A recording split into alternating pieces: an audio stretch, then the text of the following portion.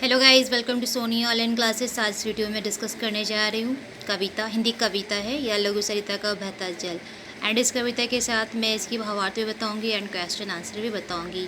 ये मेरे एक सब्सक्राइबर की रिक्वेस्ट थी कि मैं इसे फिर से इस कविता का भावार्थ बताओ एंड क्वेश्चन आंसर बताओ, तो ये स्पेशली आपके लिए मैंने बनाया है।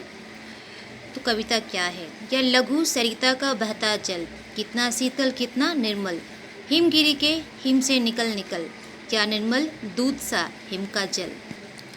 कर कर निनाद कल कल छल छल, तन तन का चंचल मन का विहल।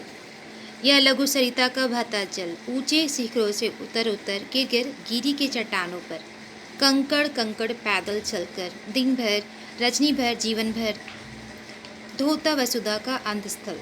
यह लघु सरिता का बहता जल। हिम के पत्थर वो पिघल पिघल बन गए धरा का वारी बिमल, सुख पाता जिसे पथिक बिकल, पी पी कर अंजलि भर मृदु जल। नित जल कर भी कितना शीतल, यह लघु सरिता का बहता जल, कितना कोमल कितना वत्सल, रे जन्नी का वह अंतस्थल, जिसका यह शीतल करुणा जल बहता रहता युग युग अविरल।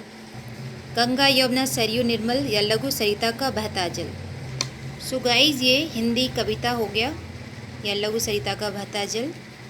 एंड अब मैं सभी का भावार्थ बताने वाली हूँ आपको।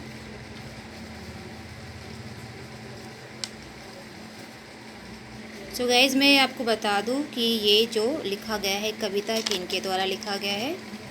गोपाल सिंह नेपाली के द्वारा लिखा गया ये कविता है, जिन्होंने बहुत सारी कविताएं लिखी हैं। उनमें से एक ये कविता या लघु सरिता का बहता जल। बिहार चंपारण के रहने वाले थे। तो मैं इन कविता के जितने भी यहाँ पे स्टेंजर है, मैं सभी की भावार्थ बताने वाली हूँ।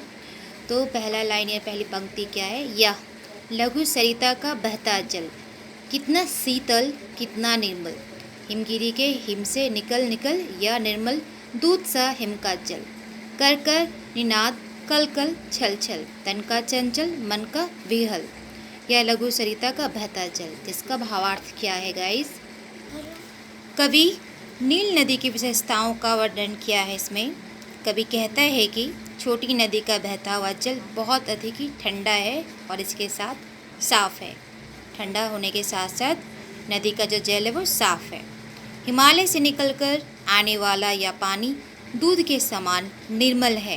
यह जल कर्णनाद की ध्वनि करते हुए मन की चंचलता को व्यक्त करता है।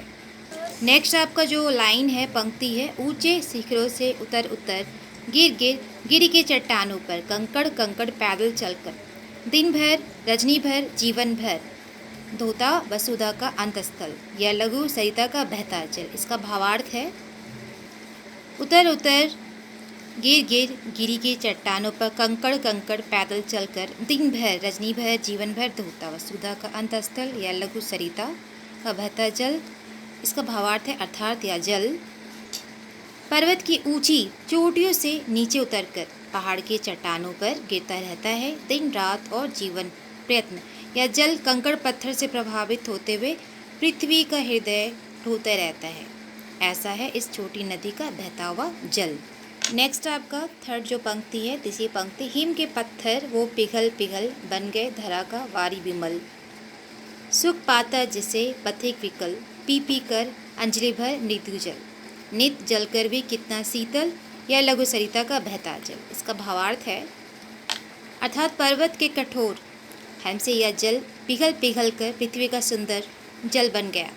इस जल को थोड़ा पीकर रास्ता चलने वाला पथिक राहगीर तृप्त हुआ और सुखी हुआ।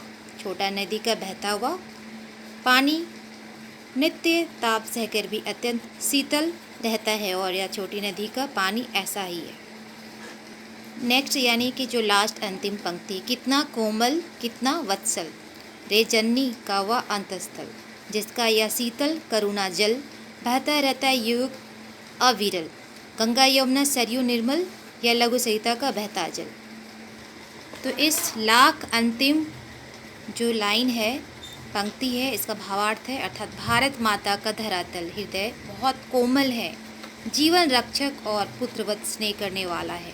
गंगा यमुना सरयू का यह स्वच्छ जल युग युगांतर से लगातार प्रभावित होता चला रहा है।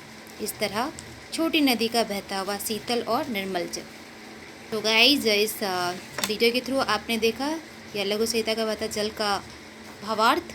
अब देखते हैं इसका क्वेश्चन आंसर्स। भावार्थ खत्म हो, अब इसके क्वेश्चन आंसर्स पर जाते हैं।